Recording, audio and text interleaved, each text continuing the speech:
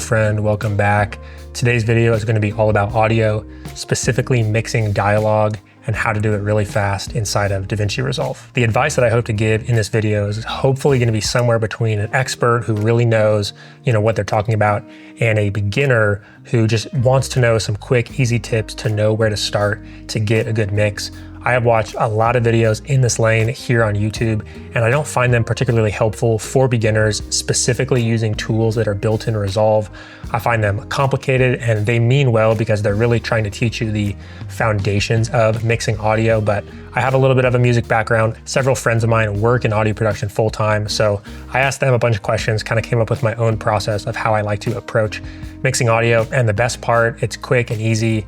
I basically copy and paste it to every video as a starting point and then make simple tweaks from there. So hopefully this video is going to be helpful to you. We're going to slowly walk through it, show you guys how you can set up your own template and get great sounding audio every time. If we have not met, my name is Blaze. I am a DP and colorist in Kansas City.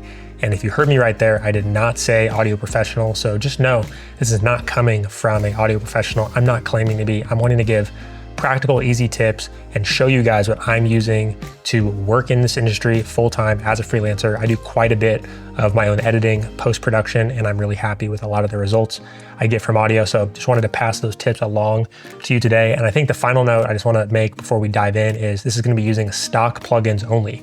There are tons of good paid plugins as well as free ones out there that you can use, but the hope here, we're gonna use everything that's built into Resolve to get great sounding audio right out of the box. Okay, so here we are inside of DaVinci Resolve. I'm running Studio version 20, and I am right in the middle of a real client project. I wanted to pull out this particular interview just to show you guys how I'm gonna be working with this on a real job. So this is just from a interview, and right now there is no processing on the audio. So let's go ahead and listen to what that sounds like. And so when we were doing the build out, we had so many people come up to us and say, hey, we're so excited that you're gonna be in the neighborhood. We can't wait till you're open. So right there, you guys heard it. It's a little bit quiet. It's not mixed at all. There's gonna be some background noise because we were filming in a coffee shop on a busy street. And so these are all real world things that you're gonna deal with when you edit audio. And I would always rather have my audio a little bit quiet to start rather than it being too loud and there being anything clipping. And so I already have a starting point for us here. So let's go ahead and listen to this audio that kind of has my base dialogue mix already in there. And so when we were doing the build out, we had so many people come up to us and say, hey, we're so excited that you're gonna be in the neighborhood. We can't wait till you're open. And so right away, you guys can already tell it sounds a lot fuller, a lot richer. The levels are a lot better. So let's dive into what exactly is going on. Right now we are in the edit page, but we're gonna flip over to the Fairlight page, which is where I like to do all my mixing. I like to do it on the master kind of track levels so that any dialogue we place on that track is gonna be treated the same way. If you are not seeing everything that I am seeing here on my track level, you hit these three dots, you guys can see everything that you can toggle on and off. I can't remember from when I installed Resolve what's default, but if you guys are having trouble seeing anything in particular, you can simply turn it on or off from right here. And so the first thing I want to point out is just the order. So by default, it's going to be set to effects, then dynamics, then EQ. I like switching this to EQ, dynamics, effects. I'm not going to get into the exact reason why, but I do like switching that from the default. And then from there at the very top, you're going to see that we have our voice isolator turned on. So this is an effect built into Resolve. I usually have this set somewhere between 100 and 60, depending on the project. For this project, I'm going to leave it set to 100. The main reason being we filmed in a noisy environment. There is a lot of kind of background noise we couldn't do anything about. So I'm going to leave that set to 100. Hopping down into the EQ, this can be pretty intimidating, specifically for beginners, but this is just your frequency range. So down here at 30 hertz and lower, these are like sub-bass frequencies. You can't even really hear them, but you can feel them if your video's played on some loudspeakers. And then up here at like 16 kilohertz, this is the ultra high end. It's that really crisp part of the frequency spectrum. So we're just cutting a few things basically. Here at band 1, we're rolling off and getting rid of any frequency below 60 hertz. These are those sub-bass frequencies, things like cars driving by. These are going to be really noticeable if your video is played at an event with subwoofers, and you're not going to hear it on your phone or your laptop speaker, but it's going to be there and it's going to muddy up your mix. So by default, always just rolling off anything lower than 60 hertz. And really the only other thing I have going on here is just kind of a cut around this 326 kilohertz. That number's not exact, but it's this lower mid-range that can really muddy up the voice. I'm just cutting about 6 dB. This is just my starting point. I might move this around slightly based on who's talking. To figure out where I like it, I'll just actually boost it and find just what frequency sounds the worst. A lot of times this is room specific. So if we did all the interviews in one room, I'm not going to go through and change this for each individual person, but I'll find kind of that sweet spot and then go ahead and cut, 5 to 7 dB of that frequency. Really cleans up the voice.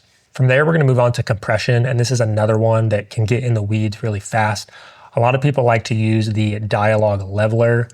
I have not loved using this. I think it kind of produces inconsistent results for me. So it's kind of doing the same thing, but I go ahead and leave it off. And so if we open up the dynamics tab here, this is the compressor. And right away, don't get intimidated. We're not using any of these controls. We're not using any of these. We're really just looking right here and then this little slider right here. And so you guys can just copy these settings. I'm not going to walk through why I have the threshold and the ratio and the attack, all of this set up, but this is just my starting point for dialogue audio. And as I play this, I just want to show you guys what's going on. And so when we were doing the build out, we had so many people come up to us and say, we're so excited that you're going to be in the neighborhood. We can't wait till you're open. So right away, you guys will see this kind of gain reduction going on. This is the compressor compressing the loudest portions of the audio. And so if we take note of where that's at, that's going to be set by our threshold. But so when we were doing the build out, we had so many people. We're kind of averaging around this -3. Some of them, are peaking a little bit higher, but overall we're right around this -3. That's what's dictating our makeup gain of about 3 dB. Again, not a deep dive on compressors, but this is compressing the louder parts of our dialogue. And then this makeup gain is actually lifting all of it so that in general, the voice is going to sound more consistent. It's going to sound fuller and give us a lot more of a consistent result. One note on the compressor, rather than adjusting the threshold to get this gain reduction to hit at the right spot, I have this set just kind of where I like it. And so by default, if I go back here, you guys will see here in the inspector window, this is currently set to +8. So before, if I have it set to the default 0 as I recorded it in camera, and I go back here and open up our compressor, you guys will see as I play this. So when we were doing the build out, we had so many people come up to us and say, we're getting barely any gain reduction. And what that's telling me is I'm not feeding enough level into the compressor. So a lot of times I'm really just slapping this entire preset chain on, and the only thing I'm adjusting is my overall level. I like to do this on the edit page in the inspector rather than doing it here with the track. And so I know for this, I already did a little bit of mixing on it, but I went ahead and changed that to 8 dB, but I'm just boosting it so that it's at a better level when it's going into the compressor. So now that we have the compressor, I'm going to talk about the limiter. Not going to be a deep dive, but just go ahead and copy my settings. Together, the compressor and the limiter are going to work together to get our voice not just louder, but more consistent, more full, and then the limiter is there to help prevent it from clipping. And just to show you guys a little bit of what the limiter is doing, I'm going to go ahead and play it. And so when we were doing the build out, we had so many people come up to us and say, we're so excited. So it's really just doing the littlest bit of reduction, making sure nothing is clipping and giving us a really consistent result on its way out. The final plugin I have on here is the de-esser, and you guys will see I have it placed before the limiter because I want to clean up those S sounds before we are doing that final boost and cleanup of our levels. So if I open this up, you guys will see this is pretty gentle. I have it around this frequency range. I don't touch it a lot, and I'm really only, reducing it by about 20%. I have the reaction time set to medium. Overall, this works for most scenarios for me. If you have this more extreme, it's gonna make your subject sound like they have a lisp whenever they say an S sound. And if you don't have this on, at times, if someone's listening on headphones, those S's will really stand out. So this is just kind of a generic pass, cleaning up some of those S's. I'm not usually doing a ton more work. If something like that is needed, I might be passing it off to a friend that knows a lot more than me. But for general cleanup of the S's, this does a great job. And so when we were doing the build out, we had so many people come up to us and say, we're so excited that you're going to be in the neighborhood. We can't wait till you're open. So you guys will see that reduction is really subtle, 3-4 dB, and it's really only when he's saying those S sounds, and that's set by, this frequency range right in here. So now that I've run through what effects I'm commonly using, something that saves a ton of time is setting this up as a preset so you can simply apply it to any project in the future. So the way they hide this kind of inside Resolve is not the most user-friendly, but I use this all the time. So if you come up to the Fairlight tab here, you're gonna find the presets library. And if you open this up right away, I think this is confusing how they lay it out, but you're gonna see EQ, dynamics, plugins, global track, and what you wanna find is this global track presets dropdown. You guys will see mine's already saved here, but yours will most likely be blank. For this, we're gonna tell it we want to pull the audio effects here on audio 1, and you're gonna hit save new. So it's gonna ask if I want to create a new one. So let's go ahead and create a new one. Let's call this dialogue for YouTube. Go ahead and hit save. So now it's here in our presets library. And so now any project moving forward, we're gonna be able to find this. So let's say we were working, and let's go ahead and get rid of all our effects here. So we're back to no processing. This is pretending this is a new project. If we come up here, presets library, you'll see EQ presets by default, but go down to global track. And then from here, dialogue for YouTube, you're gonna select audio 1 and you're gonna hit apply. And right away, this is gonna be put all on that audio 1 track. From there, if you have multiple tracks of dialogue inside the same project, what I'd like to do is just come up here and right click and say copy, and then come over here and paste. So you can paste this to, track 2, 3, 4 if you have more dialogue that you need to spread out. Okay, more things I want to touch on here in this video. First one is going to be kind of final output. So let's pretend this is a finished project.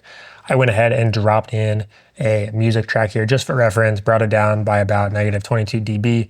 Let's just say this is a finished project. That's where I want the dialogue to sit. We're going to come over here to the export tab, and let's just say we're going to do H.265 master. I got a whole video on export settings for Resolve. But the big thing I've been enjoying using is going here to the audio tab, opening up the audio normalization tab, and checking this for normalized audio.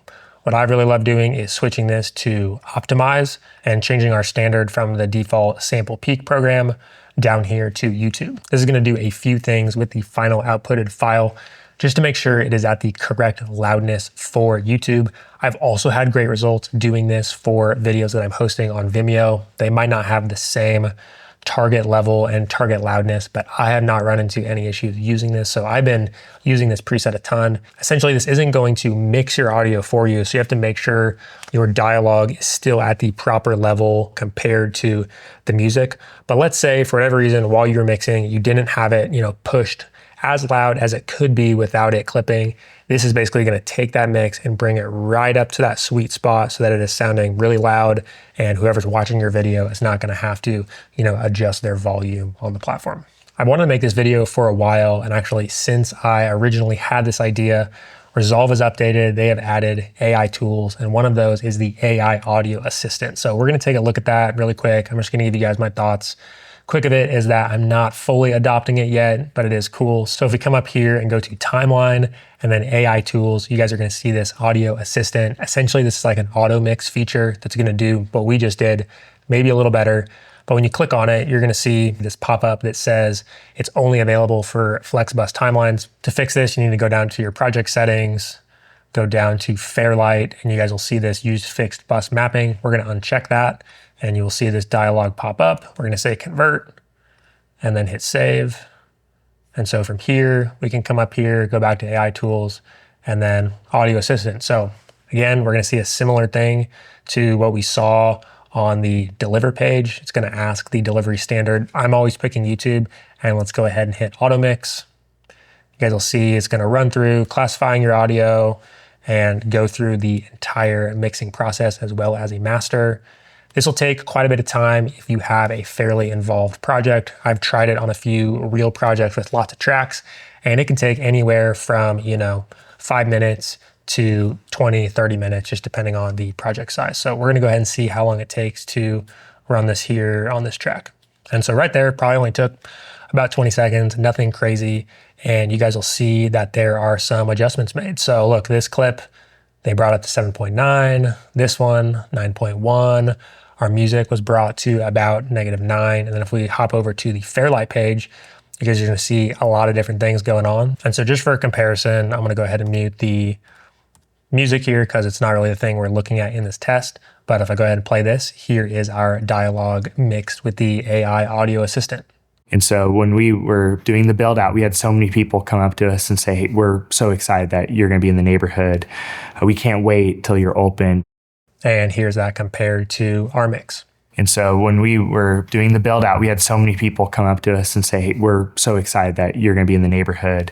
We can't wait till you're open. Overall, I think the AI audio assistant does a great job. I've used it on several projects just testing out. And I would say overall, I am pretty pleased. There's times it sounded better than my mix. There's times it sounded worse. The main reason why I am not currently adopting it into my workflow is the way that it specifically works and mixes things like music. So if you guys will see right here, if we turn back on our audio track, you guys will see that they're adjusting the volume on the global track level. I wish they gave us an option where it would simply do it in Inspector and do it right here. You know, they give you a little bit of reduction, but they're doing some of it on the fader. And I found in mixing real projects that they will ride this fader based on what the video needs. So let's say the audio fades out and the video's ending, you know, they're gonna boost that audio there at the end, and they do it here with keyframes on the track level. And the reason this is problematic for me, if I'm doing a client project and I send that AI mixed file off to the client and then they come back and they need stuff moved around, if I go ahead and, you know, let's say add in another clip of a dialogue right here, they needed one more thing to be said, and then the audio is going to continue. The area where this audio now boosts with the fader is thrown off, and that doesn't change as you move it. So for me, I like doing a lot of those mixing changes here in Inspector so that I can make the video shorter or longer and not have to mess with keyframes. The other reason I'm not a big fan of the AI audio assistant yet is while it is doing a good job, it does take quite a bit of time to process on real client projects. The longer your videos get, the more tracks there are, it's gonna have to go through and process all of that. So for me, it is so fast just to come in here, you know, load up a track, drop on my preset, already start editing, send it to the client, get revisions. And a lot of time I'm really making only really subtle tweaks to the overall track volume, maybe something like EQ if the room sounds different and I need to subtract out some more frequencies. But for me, it's quick, it's fast, it's efficient, and I think it gets really good results. Okay, so I'm currently in the process of editing this video right here. Wanted to show you guys a little bug you might come across or an issue you might want to troubleshoot. So went ahead and imported the talking head for this video, went ahead and pasted on those audio effects because that's how I'm going to mix the audio in this video. And I went to play it and I was getting nothing through the final output. I'm seeing the level here on the track, but I'm not hearing anything. And so this is caused by that like fixed flexed bus mapping thing that we changed to show you how to use the AI audio tools. I'm not exactly sure why that changes the routing, but to fix that, just come right here to bus outputs, and you are going to say to send that to bus 1, and we will have our audio back. Who just wants to know some quick, easy tips to know where to start. I'm not usually using those audio tools, so I usually have that checkbox that we turned on. I'm not having to assign every single bus, but wanted to point that out in case you run into that issue and you are confused as to what's going on. A bit of a side tangent that I wanted to put in this video is Adobe Podcast. If you guys don't know what this isn't going to be a deep dive. I don't use it all the time. The big thing here is that this is included with my Lightroom plan. So I pay for Lightroom for editing photos. So I get access to this. They also have a free version that works really well. You basically can upload your audio files, hit enhance, and the audio that this thing outputs is really incredible. This is sort of my go-to tool if I have audio that is really messed up. So if I get audio from a client and it just does not sound good, there's a lot of reverb on it, there's lots of noise. Whatever Adobe is doing with this tool is pretty insane. I have several friends that work in music and they have even vouched for this thing, how insane it is. They've ran some of their own stems through it in a pinch when they really need to fix problems. So I just wanted to put it here in this video. Most of the time, I'm not going to take the time to upload all my audio files and then download them and put them back into Resolve. I'm usually getting great sounding audio straight into camera, straight into my recorder, and I can do exactly what I've shown in this video. But did just want to point out this tool because it has saved me on a few occasions when the mic's just too far away, there's unnecessary noise. So wanted to point it out, no affiliation in this video or sponsorship, but it is definitely really helpful. So I hope you found this video helpful. Again, it's not an audio deep dive into why. Go in here, copy my settings. I hope showing you how to set up presets was helpful. Let me know any questions you guys have down below, and I'll see you guys in the next video. Peace.